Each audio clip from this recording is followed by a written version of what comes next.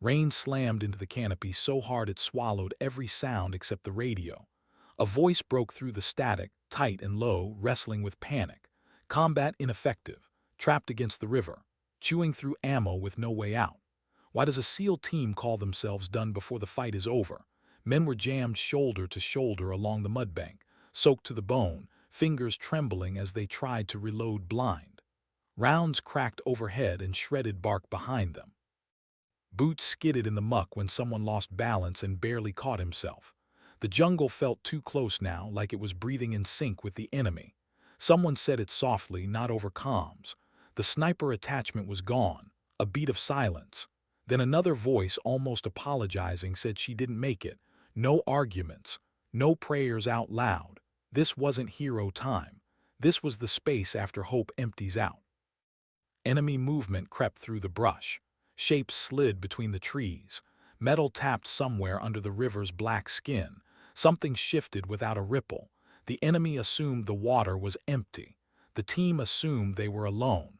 A SEAL whispered what nobody wanted to say. We're done. But what if everyone was wrong?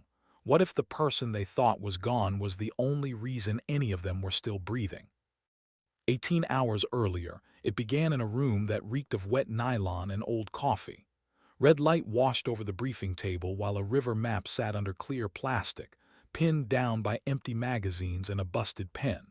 SEAL Team 4, call sign Havoc, ringed the table with that calm swagger that comes from doing the same job too many times. They were tired but sure of themselves. Shirts rolled, sleeves down, faces half lit. Someone joked about the heat and how the jungle would do the enemy's work for them. Then she stepped in.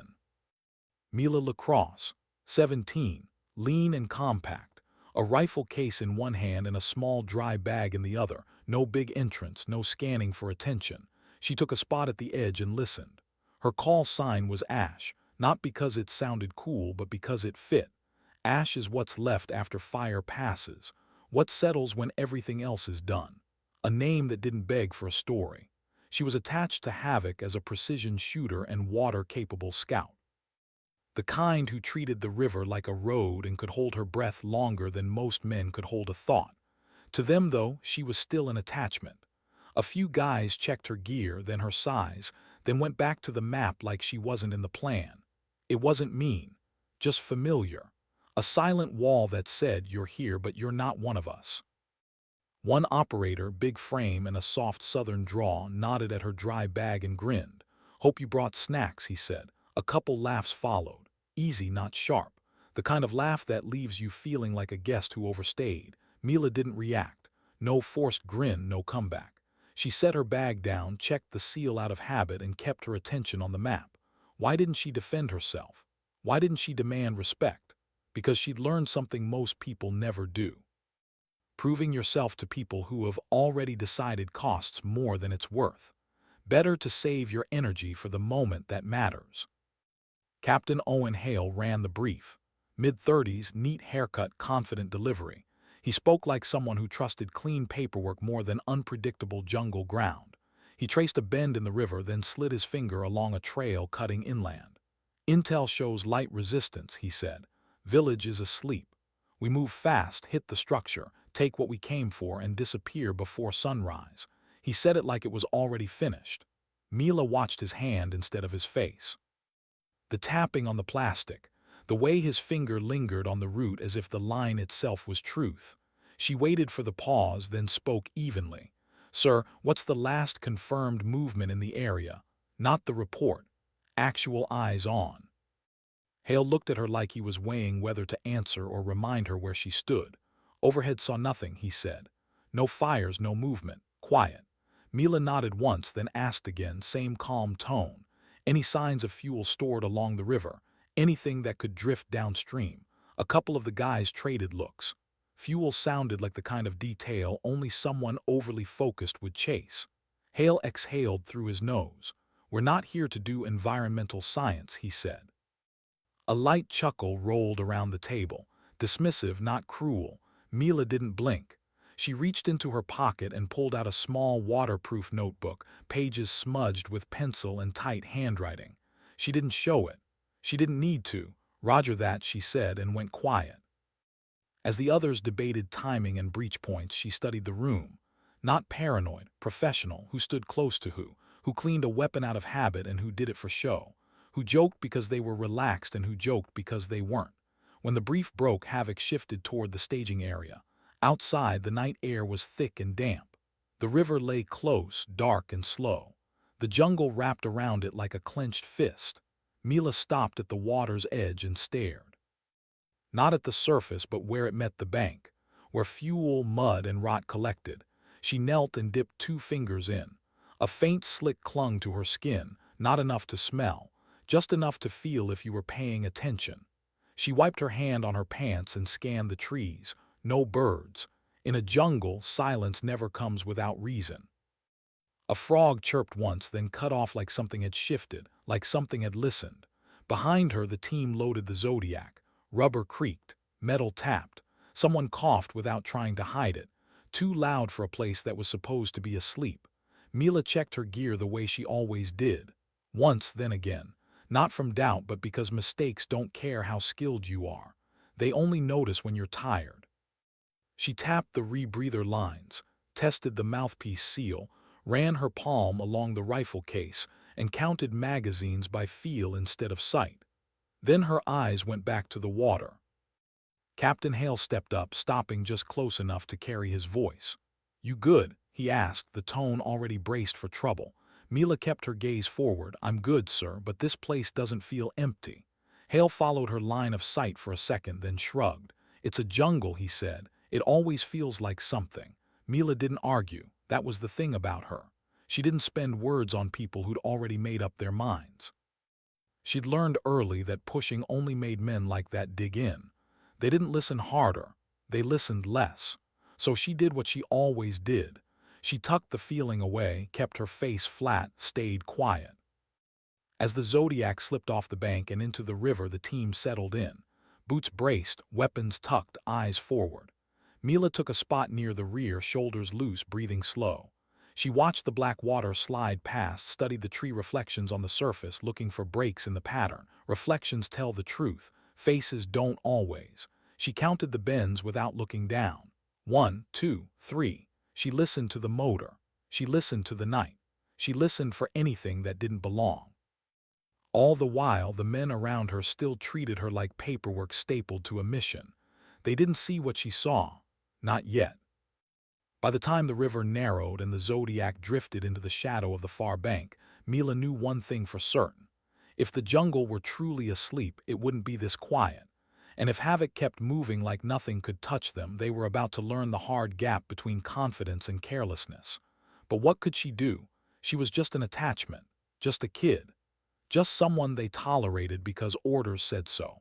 Or was she? The Zodiac nudged forward, rubber hull whispering against the river's skin, but everything else about the movement felt wrong. Too much weight shifting, too many small sounds piling up where silence should have lived. Mila scanned the banks, slow and methodical, looking for what didn't fit. A branch too straight, a shadow too still, mud disturbed in a place feet shouldn't have been. Then she saw it, faint scratches on a tree trunk, fresh bark damage. Low enough to be a marker, high enough to be seen from water. Her pulse didn't spike, her breath didn't catch. She'd learned to keep fear quiet so it didn't cloud her thinking. She leaned forward slightly and spoke low to the man nearest her. "Markers on the left bank. Recent." The operator glanced, then shrugged. "Could be anything. Could be," she agreed, "but it's not." He didn't respond, didn't relay it forward. Just went back to watching his sector like she'd said nothing at all. That's when she felt it. The loneliness that comes not from being alone, but from being ignored when you're right. It sits heavy in your chest, makes you wonder if you should have stayed quiet, makes you doubt what you know.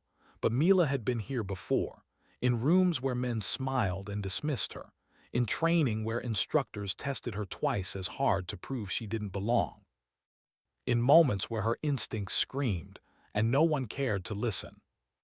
She'd survived all of it by doing one thing, trusting herself more than she needed their approval. The Zodiac cut deeper into enemy territory. The jungle thickened. Vines hung low over the water like tripwires made of shadow. The air felt wrong now.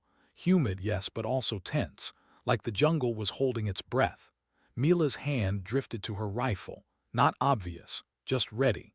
The team hit the insertion point and moved inland, boots sinking into soft earth. They spread into formation, weapons up, eyes scanning. Mila stayed near the rear, quiet and deliberate. She wasn't trying to lead. She was trying to survive. Captain Hale signaled a halt. The structure was close now. A small compound, darkened windows, no movement. Everything looked exactly like the brief said it would. But Mila's eyes weren't on the building. They were on the ground, on the paths that led to it. On the way the mud sat undisturbed in some places and trampled in others. Fresh tracks, multiple directions, patterns that didn't match a sleeping village. She moved closer to Hale and spoke low. "Sir, the activity here doesn't match the intel." Hale's jaw tightened. "We follow the plan," he said. Not a suggestion, an order, but what if the plan is wrong? The question sat in her throat, unspoken. Because asking it out loud wouldn't change his mind. It would only make him defensive, make him double down. So she nodded, stepped back, returned to her position. But she didn't stop watching, didn't stop reading the jungle, didn't stop preparing for the moment everything went sideways. The team stacked at the door, breacher ready. Hale gave the signal. The door blew inward with a sharp crack and they poured inside, fast and smooth. Voices shouted, rooms cleared, and then the radios came alive. Contact left, contact rear, movement in the trees. It happened so fast no one had time to process. The compound wasn't empty. It was bait, and Havoc had walked right into it. Gunfire erupted from multiple directions. Muzzle flashes lit the jungle in bursts. The team scrambled for cover, returning fire, trying to establish a perimeter. But they were boxed in, pinned, exactly where the enemy wanted them. Mila moved without hesitation, not toward the fight but toward the water. She'd mapped every exit during the approach, memorized every piece of cover. She dropped into the riverbank, low and invisible, and keyed her radio. Ash to Havoc actual, flanking force moving east along the water, 12 to 15 hostile. Hale's voice came back strained. "Copy. Can you slow them?" She didn't answer with words. She answered with bullets, precise, calculated. Each round placed exactly where it needed to be. Not to kill, but to disrupt, to break momentum, to buy seconds. And in a gunfight, seconds are everything. The enemy's flanking force scattered, ducking behind cover, hesitating. That hesitation gave Havoc time to reposition, to tighten their defense, to stop the collapse before it started. Mila worked alone in the dark, breathing steady, hands calm. She wasn't thinking about being ignored anymore, wasn't thinking about respect or belonging. She was thinking about geometry, about angles and timing, about keeping her team alive. One of the hostiles spotted her position and opened fire. Rounds tore through the mud near her head. She rolled, stayed low, and relocated. Didn't panic, didn't freeze, just moved like water, like something the jungle couldn't catch. She found new cover and resumed firing, methodical, patient, a different kind of courage, the kind that doesn't need witnesses. By the time Havoc fought their way to a defensible position, the enemy's momentum was broken. They'd lost the advantage of surprise, lost their numerical superiority, and they didn't know why. Hale knew.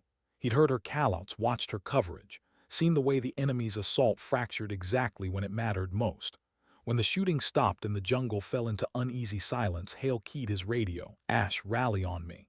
Mila emerged from the shadows, rifle slung, face streaked with mud. She didn't look triumphant, didn't look vindicated. She just looked like someone who'd done her job. Hale met her eyes and for the first time really saw her, not as an attachment, not as a kid. As the reason they were still breathing. "Good work," he said quietly. She nodded once. "Thank you, sir," nothing more. Because she didn't need his validation to know her worth. She'd already proven it to herself. The jungle had gone quiet again, but it wasn't the silence of peace. It was the silence of something waiting, something patient. Mila felt it in her bones. This wasn't over, not even close. What do you do when you've already given everything and the mission is still falling apart? The team moved through the jungle like wounded animals, slower now, heavier. The confidence they'd carried into this mission had bled out somewhere between the compound and the river. Captain Hale led from the front, but his steps were shorter, his breathing harder. He was thinking, calculating, trying to piece together how intel could be this wrong. trying to figure out who to trust. Mila stayed near the middle of the column, eyes scanning, rifle ready. She wasn't watching for the enemy ahead. She was watching for the enemy behind, because that's where they'd come from next. She was sure of it. One of the SEALs, a guy named Boone, fell into step beside her. Broad shoulders, hard face, the kind of operator who didn't waste words. He didn't look at her, just kept his eyes forward. "That thing you did back there," he said quietly, "the flanking call." Mila didn't respond right away. She let the silence sit for a second, making sure he was serious. Then she spoke, voice low. "They were patterned, predictable." He nodded slowly. "Most people wouldn't have seen it." She shrugged. "Most people weren't looking." Boone glanced at her then, just a flicker, and something in his expression shifted. Not respect, not yet, but recognition. The kind that says, "Maybe I was wrong about you." They kept moving, boots sucking mud, branches scraping against plate carriers. The jungle was waking up now. Birds called, insects buzzed. The kind of noise that should have felt normal but only made Mila more uneasy, because noise means movement, and movement means something is coming. Hale called a halt near a dried creek bed. The team dropped into cover, forming a loose perimeter. Canteens came out. Tourniquets were checked. One man whispered into his radio, trying to raise command. Static answered. Mila crouched near a fallen log and studied the terrain. The creek bed ran east to west, cutting through dense undergrowth. It was a natural path, the kind of place people would use if they were moving fast, the kind of place an ambush lives. She moved toward Hale, who was bent over a map, tracing routes with a dirty finger. "Sir," she said quietly. He looked up, and this time he didn't dismiss her. He waited. She pointed to the creek bed. "If I were hunting us, I'd use that. It funnels movement, limits maneuver." Hale studied the ground, then the map, then her. He didn't argue, didn't defend his plan. He just nodded. "Alternate route." Mila pointed north, where the jungle thickened into a nightmare of vines and thorns. "Harder. Slower, but it doesn't give them a clean shot." Hale exhaled through his nose and folded the map. "We go north," he said to the team. No one questioned it. They just stood, adjusted their gear, and followed. That's when Mila realized something had shifted. They weren't tolerating her anymore. They were listening. The northern route was brutal. Vines caught on everything. Thorns shredded sleeves and drew blood. The heat was oppressive, turning the air into something thick and suffocating. Mila moved carefully, watching her footing, testing branches before trusting her weight. Behind her, men cursed under their breath. Sweat poured, muscles burned, but no one complained out loud, because complaining meant you were thinking about comfort, and comfort was a luxury they couldn't afford. Hours passed. The jungle began to blur. Exhaustion crept in, not loud but steady, the kind that makes your vision narrow and your thoughts slow. Mila felt it too, felt her legs protest, felt her back ache under the weight of her gear, but she'd learned to separate pain from danger. Pain was just information. Danger was something else. Stopped suddenly, hand raised. The column froze. Mila crouched and studied the ground, a broken branch. Mud pressed in a boot pattern, recent. She looked up, scanning the canopy, the undergrowth, the shadows. Someone had been here, and not long ago. Boone moved up beside her, weapon ready. "How fresh." "Hours," she whispered, "maybe less." The team tightened their spacing. Safeties clicked off. Eyes sharpened. They moved again, but differently now. Slower, quieter, every step deliberate, because they knew what Mila knew. They weren't alone. The enemy was close, watching, waiting for the right moment. And then it came. A sharp crack split the air, and the man on point dropped, clutching his leg. Ambush left. Someone shouted, and the jungle exploded. Rounds snapped through leaves. Bark exploded off trees. The team scattered, diving for cover, returning fire in controlled bursts. Mila dropped flat, rolled behind a termite mound, and brought her rifle up. She didn't fire wildly. She watched, waited, looking for movement, looking for mistakes. There, a shadow shifted. A figure leaned out to aim. Mila squeezed the trigger. One shot. The figure dropped. She shifted her aim. Another target, another shot. Precision under chaos. That's what she'd been trained for. The firefight lasted minutes but felt like hours. The enemy had position, had numbers, but they didn't have discipline. They fired too much, wasted ammo, gave away their locations. Mila exploited every mistake, every moment of overconfidence. She worked her sector, dropping targets, forcing the enemy to reposition, breaking their rhythm. When the shooting stopped, 6 hostiles were down. The rest had melted back into the jungle. Havoc's casualties were bad. 1 man dead, 3 wounded, ammo low. Morale lower. Hale's face was grim as he took stock. "We're not making extraction," he said quietly, "not like this." Mila moved through the wounded, checking tourniquets, offering water. 1 man gripped her wrist as she passed. "Thank you," he whispered. She nodded but didn't linger. There wasn't time for gratitude. There was only time for survival. Hale called her over. His expression was different now. No swagger, no certainty, just exhaustion and something close to desperation. "I need options," he said, "not an order, a request." Mila looked at the map, then at the jungle, then back at him. "We can't outrun them, not with wounded. Can't outfight them, not with what we have left. So what do we do?" Hale asked. Mila was quiet for a long moment. Then she spoke, voice steady. "We make them think we're going one way, and we go another." Hale frowned, a feint. She nodded. "We leave a trail, obvious, easy to follow. Then we double back through the water, lose the scent." It was risky. It required timing, required trust, required the team to move as one. Hale looked at her, weighing the plan, weighing her. Then he nodded. "Do it." Mila gave quiet instructions. Boone and 2 others would lay the false trail. Broken branches, disturbed mud, spent casings. Enough to look like a desperate team running for extraction. The rest would move to the river, silent and invisible. Boone met her eyes before he left. "Don't leave us out there," he said. She shook her head. "I won't."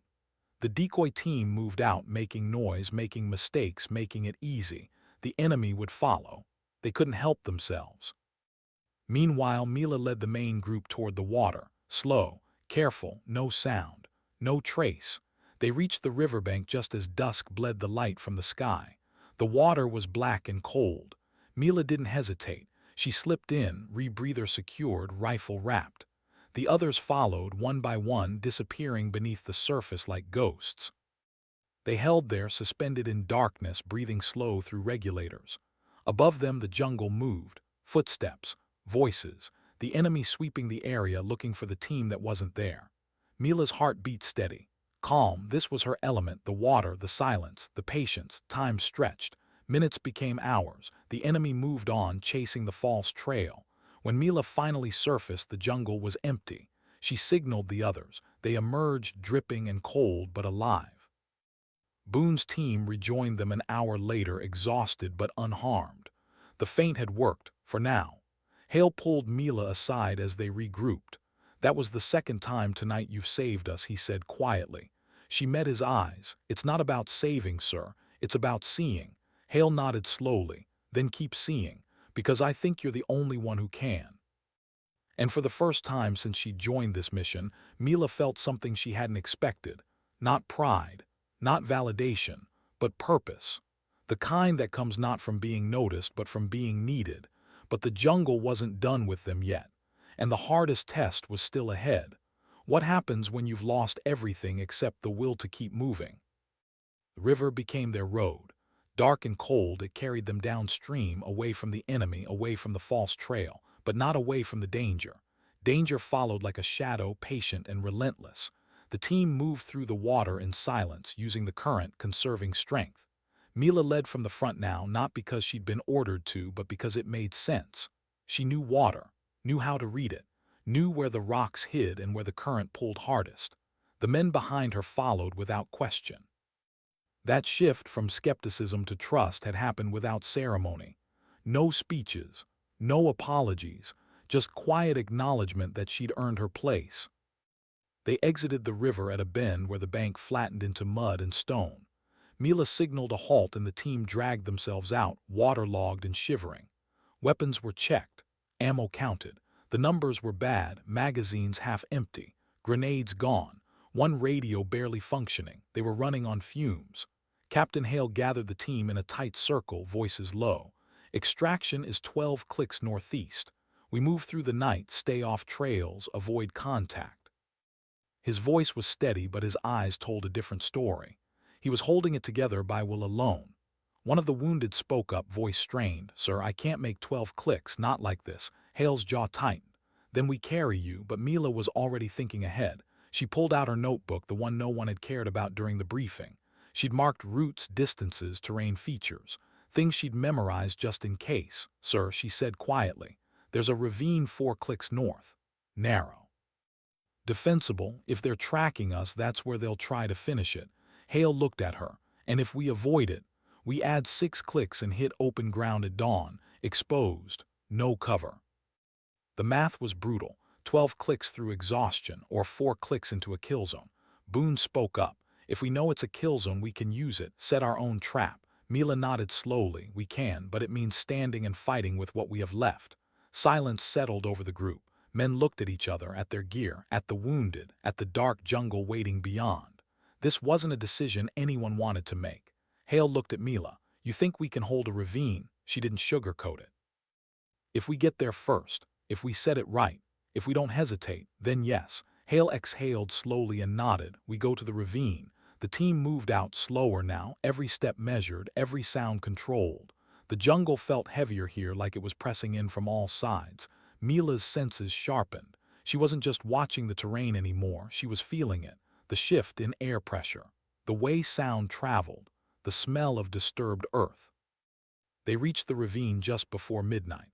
A narrow cut through limestone, steep walls slick with moss, one way in and one way out. It was perfect for an ambush, which meant it was perfect for them too. Mila moved through the space, mapping it in her mind. Angles, cover points, choke points. She could see it all playing out. The enemy would funnel in confident, thinking they had the team trapped, and that confidence would kill them. Hale positioned the team, overlapping fields of fire, the wounded tucked into cover. Boone worked with what little explosives they had left, setting a charge in the rocks overhead. One trigger, one chance.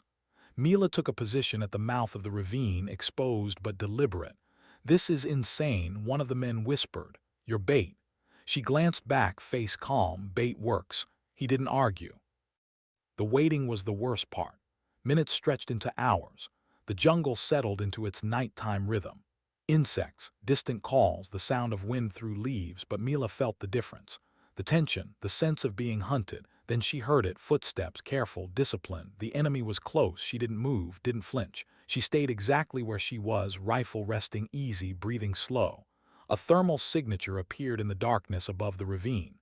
One man, cautious, scanning with optics. He stopped when he saw her. A lone figure, kneeling, vulnerable.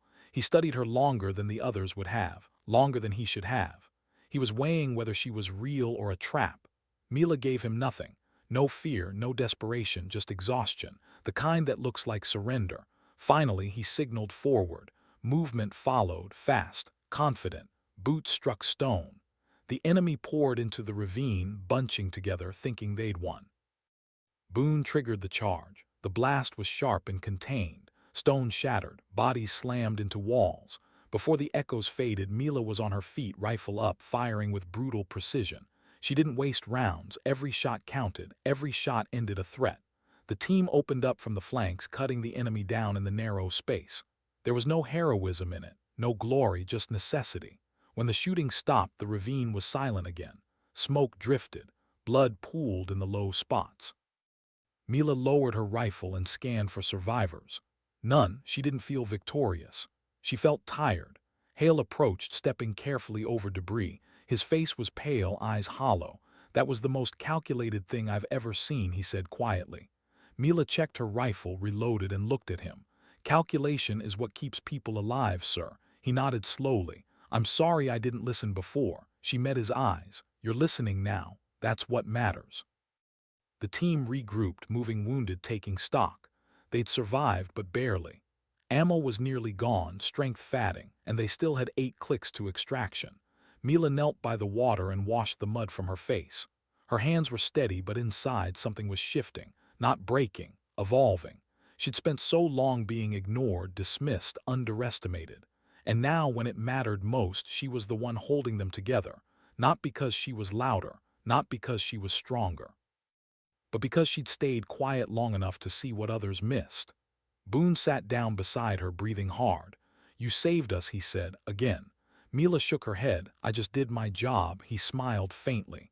"No, you did ours too." She didn't respond because she knew something he didn't. This wasn't about her. It was about them, about whether they'd learn, about whether they'd carry this lesson forward, about whether the next girl who walks into a briefing room full of men will be heard the first time instead of the last. Hale called them together. We move in 30. Stay tight. Stay quiet. No one gets left behind. The team stood, battered and exhausted, but still moving, still fighting. They filed out of the ravine one by one. Mila went last, taking one final look at the place where everything had changed. Not just for her, for all of them. The jungle had tested them, and they'd survived, not through firepower, not through numbers, but through listening, through humility, through trusting the quietest voice in the room. As they disappeared into the darkness, the jungle went still again, waiting, watching, ready for the next group who thought they could conquer it without respect. But that group would come later. Tonight belonged to the ones who'd learned. Rain started to fall again, soft at first, then harder.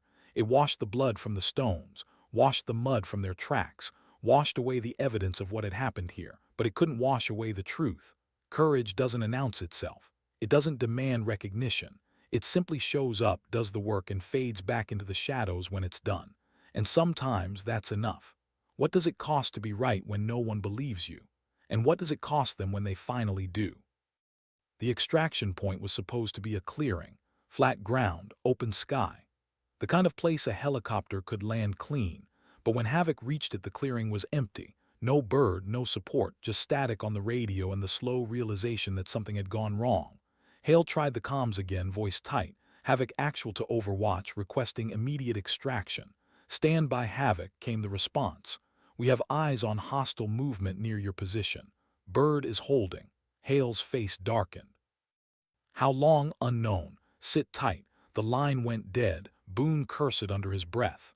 They're not coming. Not yet, Mila said quietly, but they will. How do you know? Because they have to. The question is whether we're still here when they do. The team formed a perimeter around the clearing, using the tree line for cover. The wounded were placed in the center, low and protected. Mila moved along the edge, reading the jungle, looking for approaches. She found 3, all bad, all obvious. The enemy would use them, had to. Hale joined her, face drawn. What are you thinking? She didn't sugarcoat it. If they know we're here, they'll probe first, test our strength, then they'll commit. How much time do we have? Minutes, maybe less. Hale looked at the sky, at the tree line, at his men. We can't hold this position long.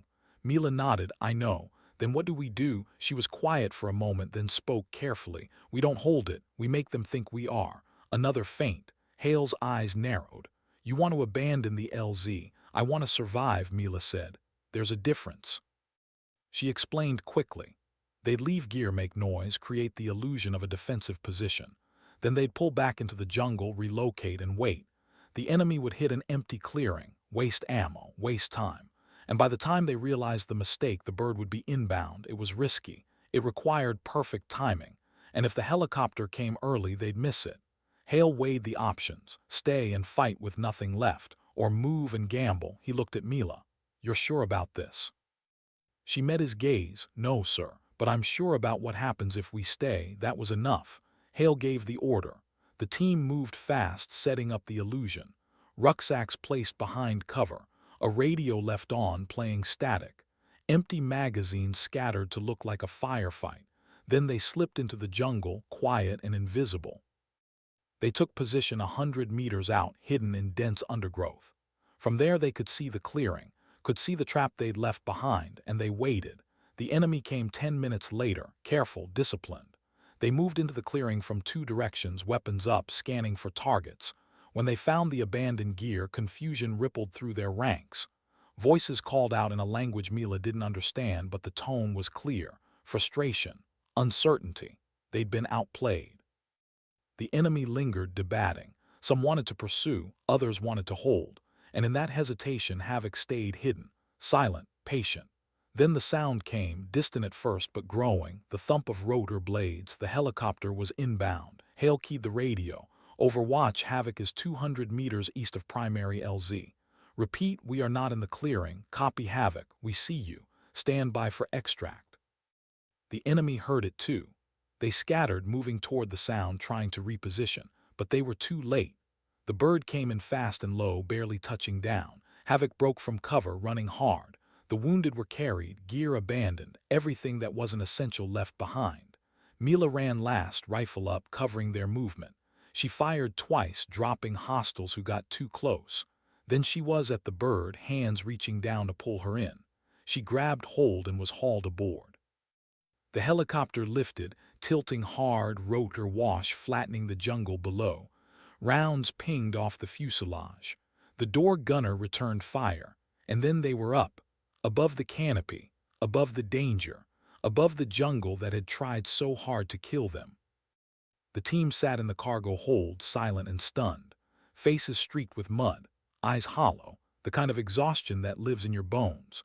Mila leaned back against the bulkhead and closed her eyes. She didn't feel relief, not yet, just the dull ache of survival.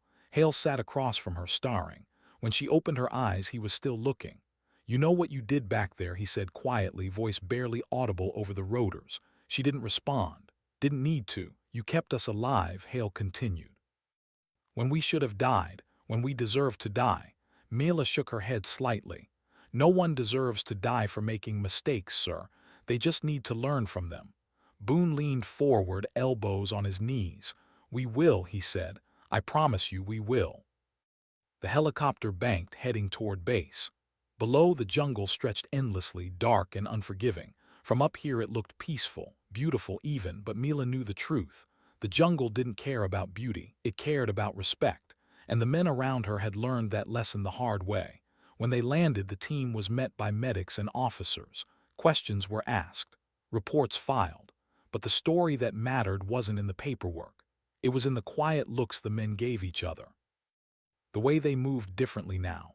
More carefully, more humbly. Mila was debriefed separately. She answered every question honestly, without embellishment. She didn't take credit, didn't point fingers, she just told them what happened. When she was done, the officer reviewing her report looked up. "You're 17, he said, almost disbelieving. "Yes, sir. And you held command in the field." "I didn't hold command, sir. I just did my job." The officer studied her for a long moment. Then he closed the file. "You did more than that," but she knew the truth. She'd done exactly what she'd been trained to do. The only difference was this time people listened. A week later, back at base, Mila sat alone outside her barracks, cleaning her rifle. The repetitive motion was soothing, familiar, a way to process everything that had happened. Boone found her there. He sat down without asking, just settled in like they'd done this 100 times. "Team's talking about you," he said. Mila glanced at him. "What are they saying?"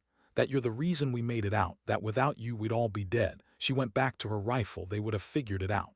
Boone shook his head. "No, we wouldn't have. You saw things we didn't. You stayed calm when we panicked. You led when we needed it most." Mila was quiet for a moment. Then she spoke, voice low. "I wasn't trying to lead. I was trying to survive. That's what made it leadership," Boone said. He stood, dusted off his pants, and looked down at her. "For what it's worth, you've got my respect and my trust. Next time we go out, I want you there." Mila nodded once. "Thank you." He walked away, leaving her alone with her thoughts. She finished cleaning the rifle, reassembled it, and set it aside. Then she pulled out her notebook, the same one she'd carried into the briefing, the one filled with observations, terrain notes, contingency plans. She flipped to a blank page and wrote one line. "Courage doesn't need an audience. It needs to be remembered." She closed the book and looked at the sky. Somewhere out there, other teams were moving through other jungles. Other attachments were sitting at other briefing tables, being dismissed, underestimated, ignored. And maybe, just maybe, one of them would remember this story. Would remember that being quiet doesn't mean you're weak. That being young doesn't mean you're wrong. That being a girl doesn't mean you can't lead. The jungle had taught them all something, but the lesson wasn't about tactics or firepower. It wasn't about who was strongest or loudest. It was about listening, about humility, about recognizing that wisdom doesn't always come from experience. Sometimes it comes from paying attention. Mila stood and walked back inside. Tomorrow there would be another briefing, another mission, another room full of men who might not take her seriously at first, but she'd learned something too. She didn't need their approval to do her job, she just needed to keep doing it. And eventually they'd see what she saw, not because she demanded it, but because the truth has a way of revealing itself. Sometimes dignity doesn't speak, it simply acts. And in the end, that's all anyone really needs to do.